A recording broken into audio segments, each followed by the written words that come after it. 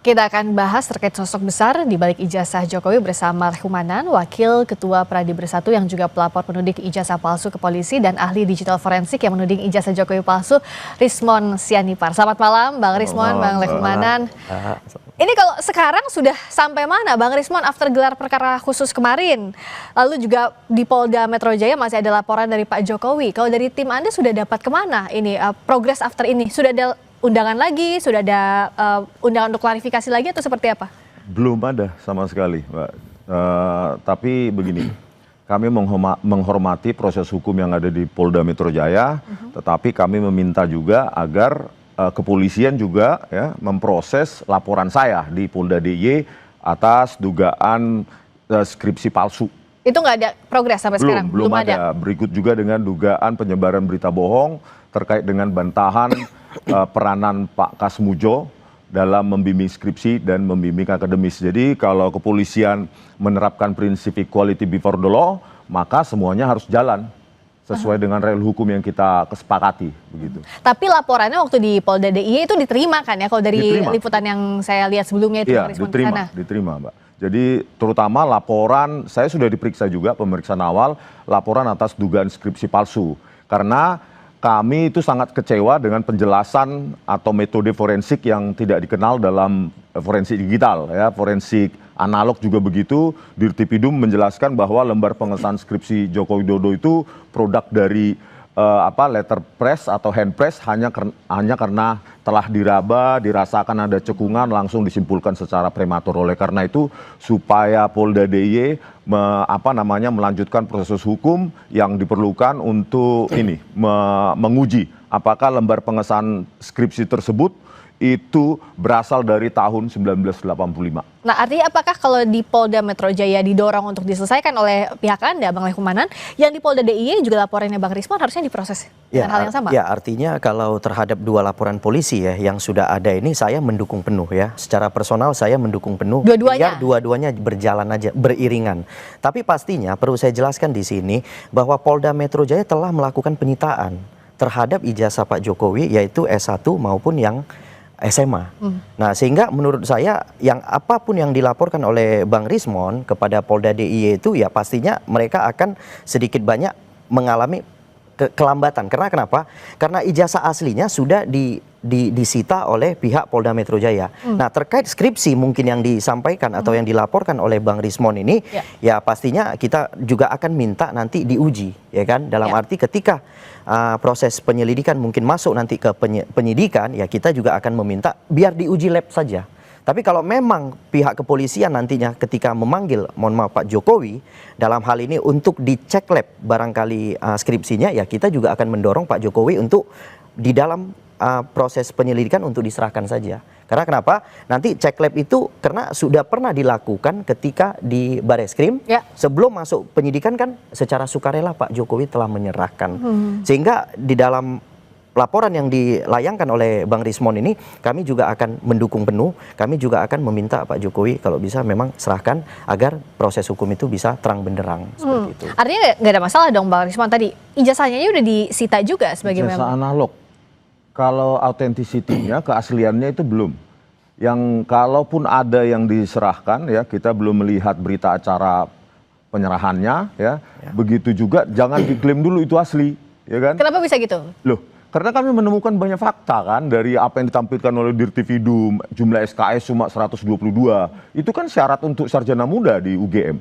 Itu menurut peraturan akademik UGM tahun 1982. Jadi 122 SKS itu mana cukup untuk melanjutkan ke mendapatkan gelar sarjana penuh di semua fakultas Universitas Gadjah Mada, belum lagi nilai MKDU yang D, ya jadi belum lagi ketidaksesuaian tahun KKN, ya Dirtipidum mengatakan 1983, Pak Jokowi meralat, belum lagi bantahan Pak Kasmujo, dan belum lagi cerita dari Profesor Sofyan Effendi. Jadi makanya jangan diklaim dulu bahwa itu yang diserahkan itu ijazah asli, tetapi ijazah analog iya. Nah, diuji pun belum itu. Bahkan ketika konvers Dirtipidum hanya menampilkan ijazah fotokopi, dan kami telah melakukan sejumlah analisa ilmiah dan itu kami kompilasi nanti, semoga tanggal 17 Agustus kami susun itu 500 atau 600 halaman untuk membuktikan bahwa kami backgroundnya benar-benar ilmiah. Tidak ada bohir, tidak ada tokoh besar seperti yang dituduhkan oleh Pak Jokowi. Apakah iya betul tidak ada bohir, itu dijawab nanti Bang. Tapi tadi dikatakan oleh Bang Rismon bahwa dari mulai awal konferensi pers di Barreskrim, lalu ijazah yang disita tetap diragukan keasliannya, bahwa itu ijazah asli atau bukan? Ya, jadi karena saya selaku pelapor, ya salah satu pelapor di perkara yang kita laporkan itu terkait dengan mungkin Bang Rismon ini sebagai terlapor, saya sudah kemarin diminta untuk datang memberikan pemeriksaan lanjutan. Jadi dari pemeriksaan lanjutan itu sekitar 29 pertanyaan saya sudah melengkapi. Kemudian diteruskan oleh Pak Silverster Matutina dan rekan saya Ade Darmawan juga diperiksa di hari yang sama. Oke, tahan dulu sampai sana. Nah, bagaimana prosesnya pada saat itu usai azan maghrib bagi wilayah Jakarta dan sekitarnya? Kami kembali. Masih bersama dengan Reshumanan, Wakil Ketua Pradi Bersatu, yang juga pelapor penuding ijazah palsu ke polisi dan ahli digital forensik yang menuding ijazah Jokowi palsu, Rismon Sianipar. Silakan Bung Reshumanan, dilanjutkan tadi soal pemeriksaan ijazah. Ya, terkait dengan pemeriksaan kami ya, salah satunya saya diperiksa di Polda Metro Jaya kemarin, pemeriksaan lanjutan, kemudian ada Bang Silverster juga, kemudian ada rekan saya Ade Darmawan. Nah, dalam pemeriksaan itu sebenarnya kami dihadirkan untuk sebagai saksi atas laporannya Pak Jokowi. Yang ke Polda Metro Jaya, yang ke Polda pencemaran Metro nama Jaya. baik itu iya, ya? Jadi karena laporan-laporan ini telah disatukan, jadi kami juga yang tadinya pelapor juga hadir sebagai saksi untuk laporan Pak Jokowi terhadap rekan-rekan daripada terlapor, kan begitu. Nah, pada saat pemeriksaan kami sudah melihat ada namanya berita acara penyitaan. Nah, dari yang memang disita itu adalah ijazah asli Pak Jokowi. Malah yang disita sekarang adalah ijazah daripada S1 dan SMA. Kalau tadi yang Bang Rismon katakan bahwa ijazah yang disita itu belum tentu asli statusnya, ya, itu gimana? Itu yang artinya kan pemahaman ini kan jadi bias di mana-mana. Tapi polisi tidak mungkin melakukan suatu hal yang artinya melanggar hukum. Ketika dia menyampaikan penyitaan, itu penyitaan terhadap barang aslinya. Jadi bukan penyitaan terhadap barang imitasinya gitu loh. Jadi menurut saya apa yang bisa sah-sah saja ketika Bang Rismon karena kan tidak melihat langsung.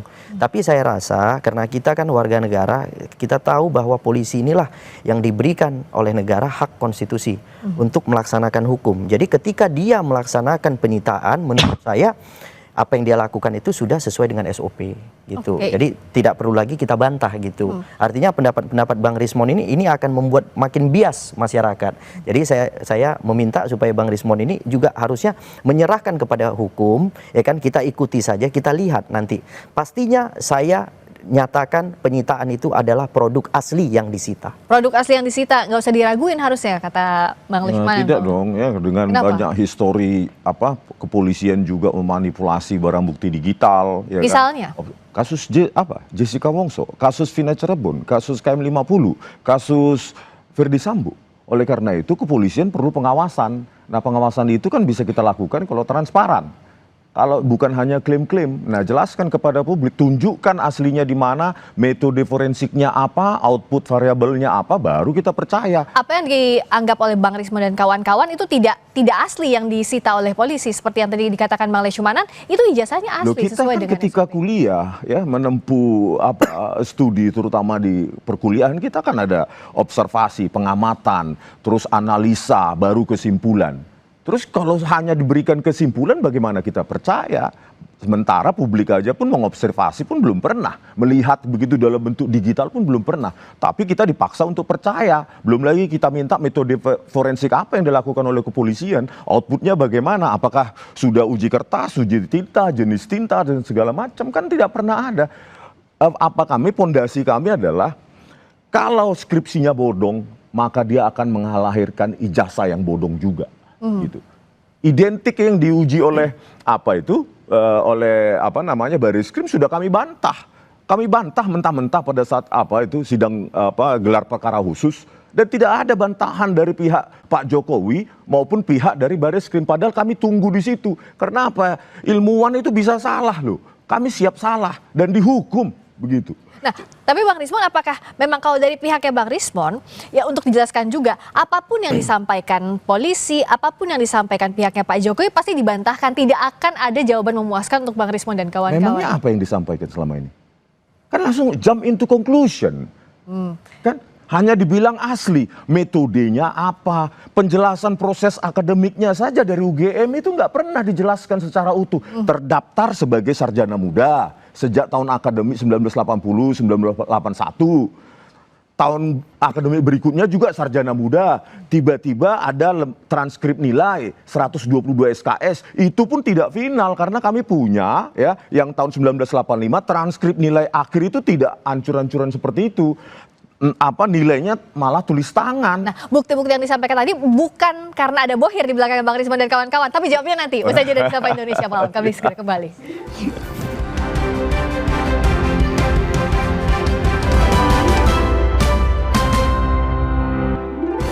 Masih di Sapa Indonesia Malam, Pengadilan Negeri Sleman memutuskan tidak berwenang menangani perkara gugatan perdata soal ijazah Presiden ke-7 Joko Widodo.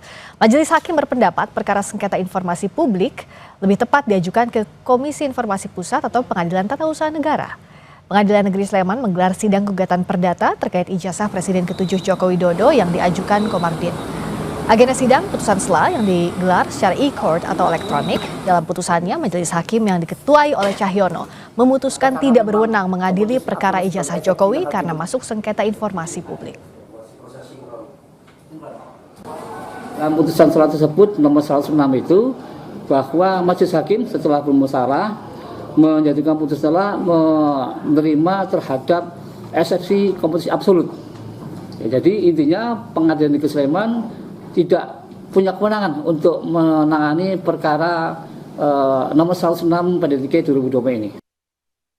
Itu tadi perkara perdatanya. Kalau pidananya masih bersama dengan Bang Rismon juga Bang Leshumanan. Saya ke Bang Rismon, bagaimana menjawabnya secara gamblang bahwa tudingan tokoh besar di baliknya atau bohir lah di balik Bang Rismon dan kawan-kawan itu nggak ada? Kalau saya ya pribadi ya kalau ada bohir tangkap aja saya Pak Kapolri, itu aja apa saya. Itu standing position saya.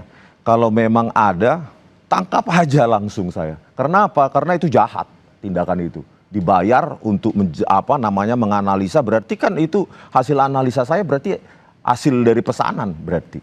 Bukan kajian saya. Gitu oleh karena itu ya saya tantang Pak Kapolri kalau memang ada yang bayar saya tangkap gitu. Yang kedua, untuk menegaskan posisi saya ya saya akan kompilasi metode-metode yang saya pakai. Dan itu silakan bantah pihak dari Pak Jokowi maupun pihak Pak UGM. Itu aja, clear. Tidak ada tokoh besar di balik tudingannya Bang Rismon, Bang Roy dan kawan-kawan sejak awal kasus ini berlangsung sampai sekarang. Ya, saya kan menganalisa tentang ijazah dan skripsi ini sejak Maret 2025. Kalau pihak-pihak lain yang memang kebetulan kami ada di sebuah tempat itu kan punya agenda masing-masing, hak politik mereka. Tetapi bukan berarti saya bisa disetir. Bukan berarti saya bisa disuruh-suruh, diorkestrasi, respon ke sini, respon ke sana, itu nggak ada itu. Makanya saya tantang, ya kalau memang ada tangkap aja langsung. Karena itu berarti saya orang jahat itu. Kenapa ditanyakan ini? Karena narasi tokoh besar, orang besar di balik ini kan dari Pradi Bersatu awalnya Bang Leshumanan, kawan-kawannya Bang Leshumanan. Jadi sebenarnya bahasa ini kan dimulai dari Pak Jokowi, ya kan, bahwa Pak Jokowi menyampaikan ada tokoh besar. Nah, tokoh besar itu ya kemudian dilanjutkan oleh Pak Silverstar dengan menyampaikan ada Partai Biru. Ya, kemudian selanjutnya dilanjutkan oleh rekan saya ada baju biru. Jadi sebenarnya baju biru itu kalau bisa saya tekankan di sini adalah kembali kepada Pak Roy Suryo karena dugaan kami dalang daripada penyampaian ijazah-ijazah palsu ini berasal dari Pak Roy Suryo. Bukan tokoh politik tertentu. Jadi Pak Roy ini kan dulu memang berafiliasi di salah satu partai, tetapi kan sudah tidak. Tapi kami tidak ke sana ya sebenarnya arahnya. Kami sudah cuman mau menyampaikan bahwa tokoh itu adalah Pak Roy Suryo. Itu yang saya perlu sampaikan gitu. Karena dalam beberapa kesempatan saya perhatikan Pak Roy Suryo menggunakan baju biru. Jelas itu. Bang Silvestar juga pernah bilang mantan petinggi Indonesia. Siapa maksudnya petinggi itu? Nah, kalau petinggi itu ya artinya mungkin Pak Roy kan juga salah satu mantan petinggi kan sebenarnya kan. Bisa aja karena Pak Menteri, kan, gitu. mantan Iya, menteri. betul. Jadi kami tetap ngarahnya kepada Pak Roy Suryo, tidak ada orang lain. Bang Risman lihatnya apa iya sejak awal tudingannya ke Bang Roy Suryo yang dimaksud oleh Pradi Bersatu dan kalau kawan-kawan? saya mandang ya janganlah Pak Jokowi ini bias sekali seperti itu, jangan terjadi adu domba. Ya, bagi saya ini adu domba. Saya sudah seringkali bertemu dengan Pak Roy Suryo, kita mengkaji hal yang sama. Terus memang dalam kasus ini memang kita sama. apanya sudut pandang keilmiahannya, makanya kita bertemu. Kasus Jessica Wongso kami berhadapan diametral.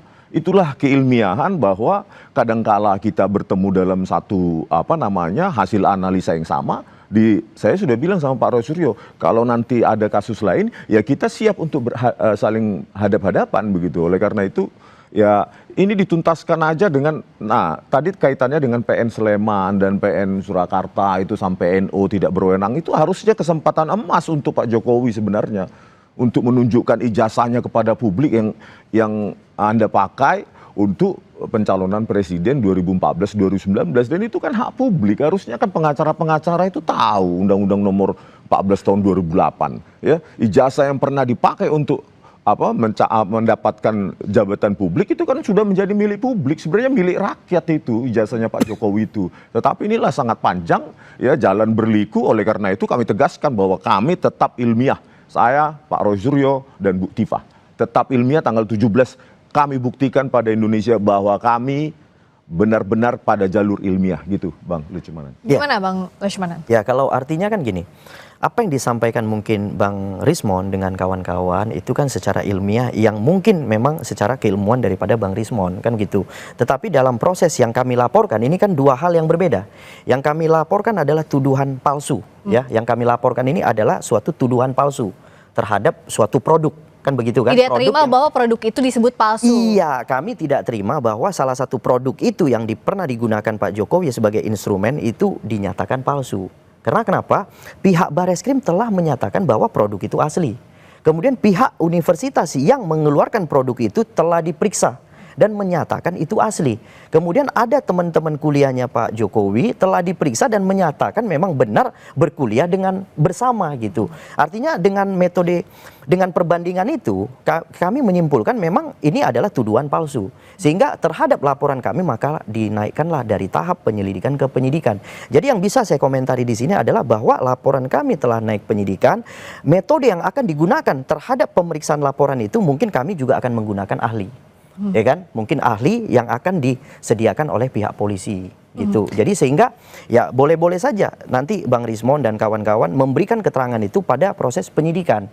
Ketika dipanggil kooperatif datang sampaikan seluruh metode-metode itu disampaikan.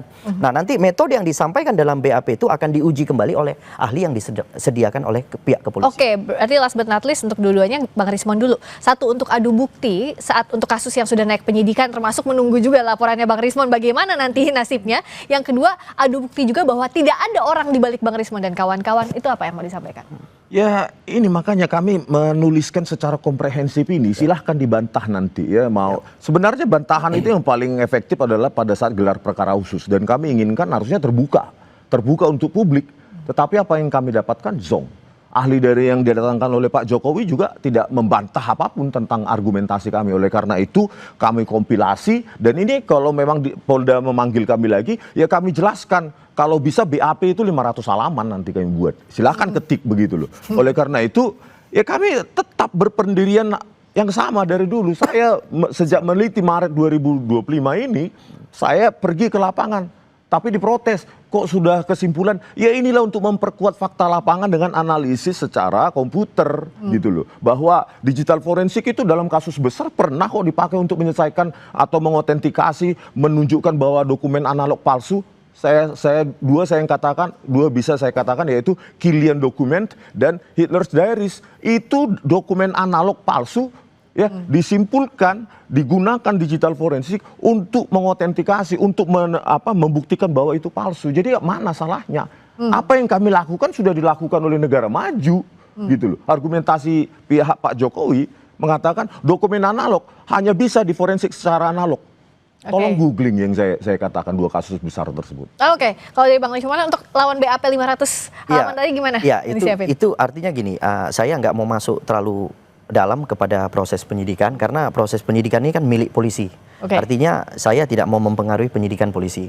Nah, cuman setahu saya secara SOP dari pihak kepolisian, apa yang akan Bang Rismon nantinya sandingkan dalam BAP itu, mereka akan sandingkan juga dengan ahli yang mereka siapkan. Sehingga jadi gini, sesuai pasal 184 KUHP, hukum acara, bahwa keterangan saksi, keterangan ahli, kemudian keterangan petunjuk dan alat bukti surat, yang nantinya mungkin keterangan, mohon maaf, terdakwa. Terus kalau dugaan berbeda dari keahlian dari pihak polisi, itu yang benar begitu? itu yang akan dipakai pastinya. Gitu loh. Artinya Masa karena hanya dia ahli dari kepolisian langsung ahli yang mengatakan dihadirkan kami salah? oleh kepolisian itu pastinya kan dia akan memberikan keterangan sesuai dengan keahliannya. Sehingga jangan kita menilai keahliannya, ya kan? Tapi dia menilai keahlian kami. Karena ada laporan. Ada laporan yang sedang berjalan, kemudian laporan ini telah naik penyidikan, sehingga memerlukan pendapat daripada ahli. Baik. Itu sesuai hukum acara. Jadi jangan kita bantah hukum acara ini. Oke, melodramanya masih berlanjut. Tampaknya Siap. di proses pembuktian masing-masing silahkan siapkan, termasuk apa saja yang baru. Kalau bukti-bukti tadi kan sudah disampaikan, masih banyak. Masih banyak yang saya simpan. Apa saja episode baru yang akan dikeluarkan Bang Rismon dan juga Bang Lecuman dan kawan-kawan, kita akan nantikan. Terima kasih Bang